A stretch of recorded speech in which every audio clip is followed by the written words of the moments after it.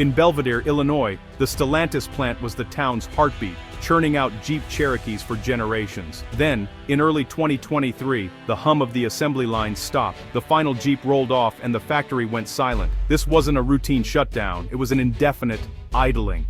For workers, it felt like being ghosted by a lifelong employer.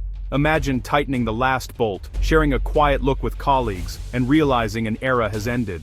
The parking lot emptied slowly, each car leaving behind a family facing an uncertain future. The shockwaves hit every corner of Belvidere. Local businesses, from diners to realtors, felt the loss instantly. The plant's closure was like putting a vital organ on ice, leaving the local economy in crisis.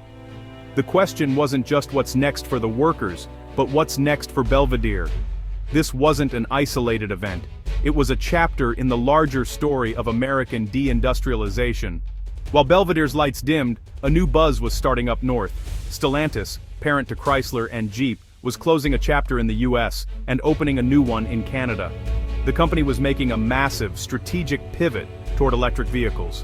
This shift would create two very different futures. One group left behind, another handed the keys to tomorrow. The fate of Belvidere became a symbol of a changing industry, and the story was just beginning. Why did Stellantis leave the US for Canada? The answer is electric. The auto industry is racing to ditch gas engines for batteries, and Stellantis needed to invest billions to retool for this future. Faced with aging US plants and costly upgrades, the company saw Canada as a golden opportunity. Canada offered massive incentives and a fresh start, exactly what Stellantis wanted for its Dare Forward 2030 plan. Billions would go into transforming Windsor and Brampton into electric vehicle hubs, including a new battery factory. Canada's offer was simply more attractive. Better incentives, lower costs, and a government eager to partner. This is capital mobility in action. Corporations chasing the best deal, not loyalty. For Stellantis, the math was simple. Canada's variables added up to a better future. The company followed the money and the political will, heading north where the grass and subsidies were greener. The US was left in limbo, while Canada geared up for the electric era. For Belvidere's workers, the fallout was devastating. Over 1,300 jobs gone overnight. These weren't just jobs, they were careers, lifelines, and the backbone of the community. The loss rippled through families and local businesses, shrinking the town's tax base, and threatening public services. Health insurance vanished with the jobs, turning routine care into a financial risk. Retraining promises rang hollow. Decades on the line don't translate easily to new tech jobs. Many face lower wages and fewer benefits. A permanent step down the economic ladder. The story echoed across the Rust Belt. Loyalty to workers is often a one-way street. While Belvidere struggled, Canada celebrated a historic win. Stellantis' multi-billion-dollar investment would create thousands of high-tech jobs, especially with a new EV battery plant in Windsor. These aren't yesterday's assembly jobs, they're roles in advanced automated facilities. The investment secures Southern Ontario's place in the electric vehicle supply chain for decades. Local economies are set to boom, with more jobs, more spending, and better public services. For Canadian workers, it's a sigh of relief and a shot at long-term security. With strong union support and government backing, Canada proved high-value manufacturing can thrive in a high-wage country.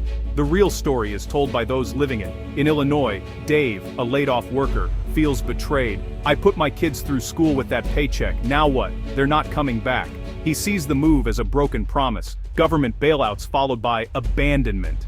In Windsor, Sarah, a third-generation auto worker, feels hope. "This investment means my daughter has a future here. We're building the cars of tomorrow." For her, it's pride and relief after years of uncertainty. Stellantis executives frame it as strategy. "We're committed to a sustainable, electrified future. Our partnership with Canada is essential for North American operations." They acknowledge the pain in Belvidere but focus on the company's long-term vision. Community leaders echo the divide. Belvidere's mayor vows to fight for new jobs, calling the plant the town's backbone. Windsor's mayor is jubilant, calling it a once-in-a-generation investment. These contrasting voices paint a vivid picture of two towns on opposite sides of a corporate decision. For some, it's loss and uncertainty. For others, it's hope and renewal. The shift is personal, economic, and deeply emotional. It's a reminder that behind every corporate move are real people and real communities. The stakes couldn't be higher. The future is being written in the lives of workers like Dave and Sarah. Why was Canada so irresistible to Stellantis? It came down to money and policy. Billions in government subsidies and incentives made Canada's offer hard to refuse. Labor costs were competitive, thanks in part to Canada's single-payer healthcare system, which lowers company expenses. Canada's aggressive green strategy, building a full EV supply chain from mining to assembly, aligned perfectly with Stellantis's goals. The synergy between corporate ambition and national policy sealed the deal. Governments are now competing like venture capitalists, using public funds to lure the industries of the future. In this race, Canada simply outbid the US and won. The Stellantis story is a preview of North America's auto future. The electric transition is redrawing the industry map, and the US can no longer take its dominance for granted. The Rust Belt faces new risks as EV investments flow elsewhere. The US must invest, retrain, and develop a national strategy to compete, not just with Canada, but with its own southern states. Canada, meanwhile, is building a mines-to-mobility supply chain, aiming to be the Silicon Valley of EVs. But success isn't guaranteed.